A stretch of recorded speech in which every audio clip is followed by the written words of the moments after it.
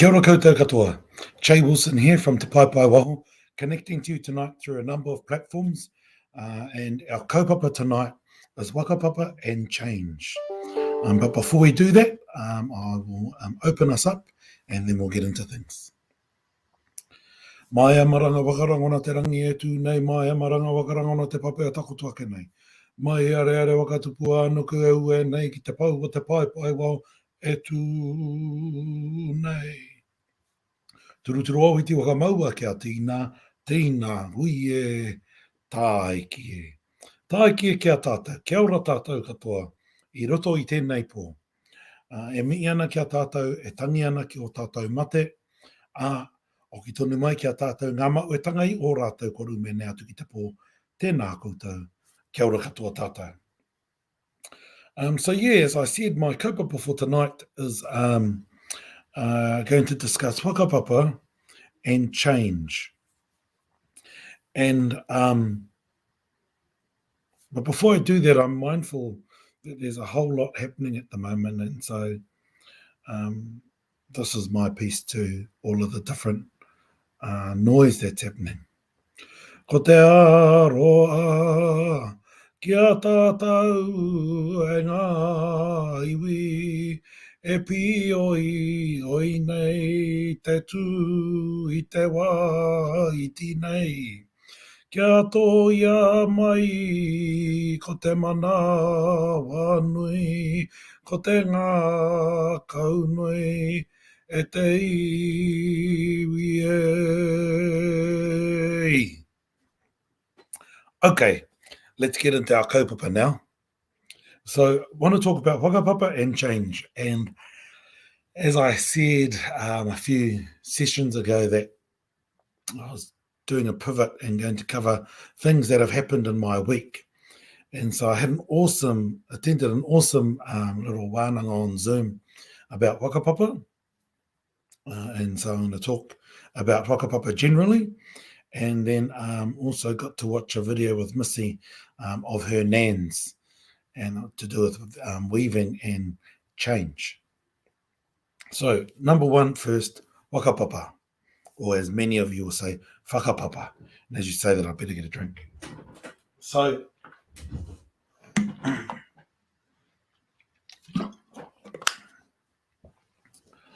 whakapapa is genealogy, as we know. And I've covered whakapapa in the past. But what I wanted to share was how do we navigate and how do we find our whakapapa?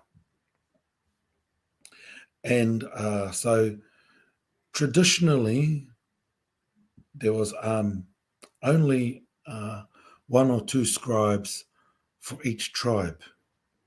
And those scribes, those kaituhi, were then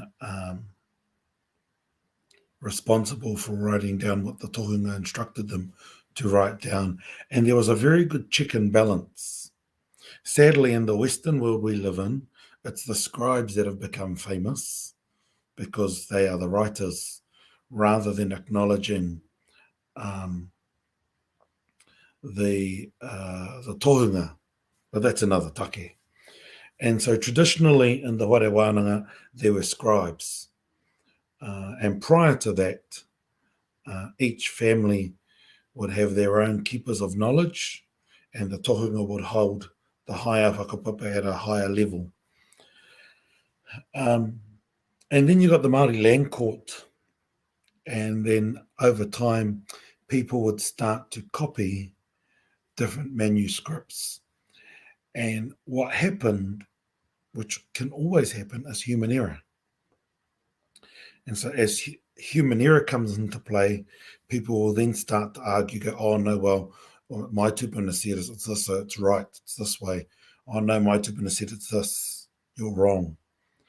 And it's not really about who's right or wrong, but that we started to lose the checks and balances when we were copying. And so when with the advent of the Māori or the Native Land Court, we then had another source of written whakapapa What's really key to note, including people still writing up their whakapapa today, is sometimes we can make mistakes, and or I know at least in the Māori land court, not all of our tupuna are angels, and some of them were outright crooks. And so as a result of that, you'll sometimes have siblings and or in-laws vouching for somebody and saying that their own sibling or in-law doesn't exist. And I know of a couple of examples of that I've seen in different land court minutes, but also I've also seen discrepancies amongst different families when they same family and completely different whakapapa, including when it's been written today. So I just wanted to share a bit about whakapapa because for so many of us, we've got to do a series of checks and don't just rely on the first set of whakapapa you get, because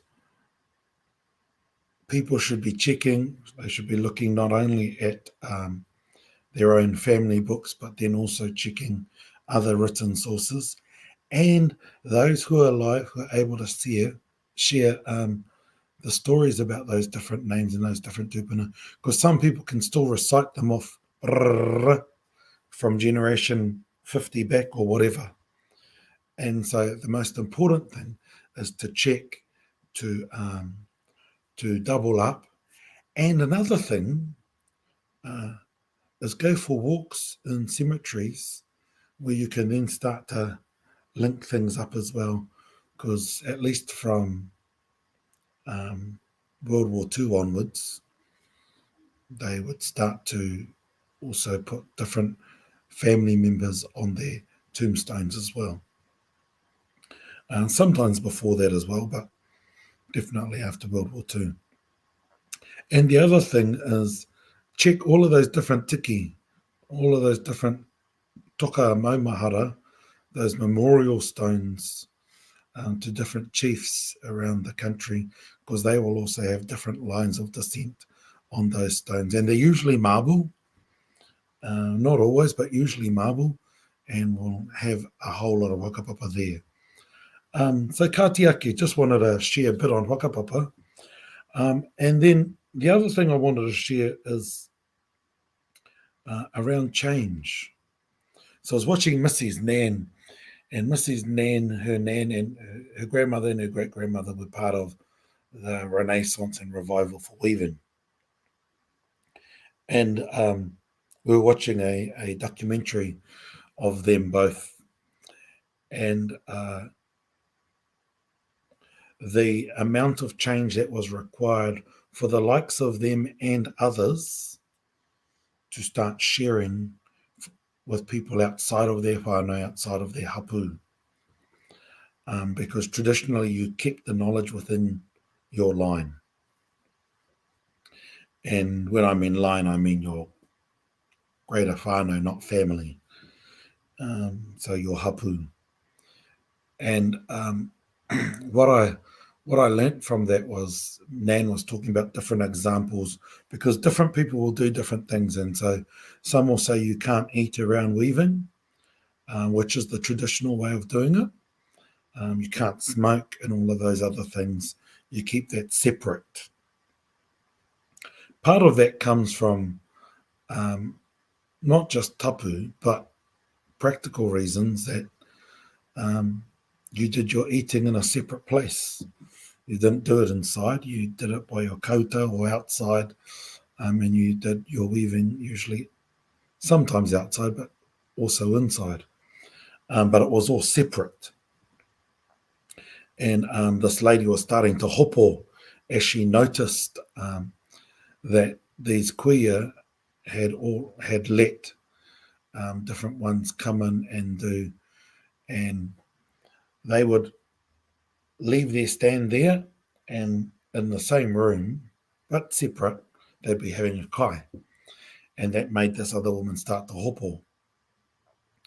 And she started to voice her opinion about it because she was uncomfortable. And one of the responses was, yes, acknowledge that things change, but if we don't change, then we wouldn't be able to teach you right now, because the tikanga is you're not supposed to share with outsiders. So, so as I think about change, I think about what are the things that we need to be looking at to prepare ourselves for change, and how does that change ensure that there is ora and that there is aroha? Because as we navigate change, whether that's changes in Whakapapa and how we try and find questions that aren't offensive but can still deal to the point. And because some of the reason around Whakapapa and trying not to offend is so that you don't exclude anybody. But also you've got to have the hard conversation to check whether Whakapapa is correct. But also when it comes to sharing knowledge, classic example is this. There are some people who will be absolutely against this because should be done in person at the marae, full stop. Whereas I was analysing a waiata yesterday, and it was quite amazing how it covers this point, to share or not to share. And I think what we do is we've got to find comfort in what we do and try and work out how we navigate what things can we share and what things still need to be done in person. Because you can't say kanohi anymore, because I can see your kanohi, or at least you can see mine. But how do we work through these changes, and whether it was Nan and the weaving, or whether it's running a rā wairua online, which we had to do last year, and that will go too far for some, and so you push forward and then you wait for a while, just in case people are needing to move incrementally, and then you push a bit more and then you wait again as they move a bit more. And sometimes people might not end up where you get to, but it's about how do you ensure that ora and aroha guide your change. In addition to that, how do you maintain tapu and noa? And when I talk about tapu, I'm not into these Pākehā translations and these Christian translations of tapu and noa, because I think they have made a whole lot of problems in how we see our tupuna ways. But tapu is tapu, and tapu is based on context. Noa is noa, and noa is based on context. Tapu is not always sacred. It can be prohibited, or in a case like I share a lot, I have a cold shower every morning to maintain my tapu. That's to ensure that my body is active, not about sacred. I'll do that later on at night. Kāti ake. E te iwi, just a short kōrero tonight, just on 2 experiences this week that I thought it'd be cool to share as we navigate. And I'm mindful of Whakapapa, we are often trying to find out who we are. And in a world where so much has been lost, you do have to find the written resources to help you, but then it's joining up all of the family stories to then get a better tapestry of understanding. And part of that tapestry of understanding is how we navigate change and how we evolve through these changes. So kāti ake, kia manawa nui tātou, kia ngākau nui tātou. Kia manawa nui tātou, kia ngākau nui tātou. I think that's going to be my karakia. Puritia te tau roa te rangi kia tīna kia uena kia manawa nui. Puritia te tau roa te rangi kia tīna kia uena kia ngākau nui. Kia uia, kia rawea, kia puta ki wao, ki te waiao, ki te ao marama, Turuturo i te whakamaua kia tīna, hui e, tāiki e. Tāiki e kia tātou, it's a go. I hate you.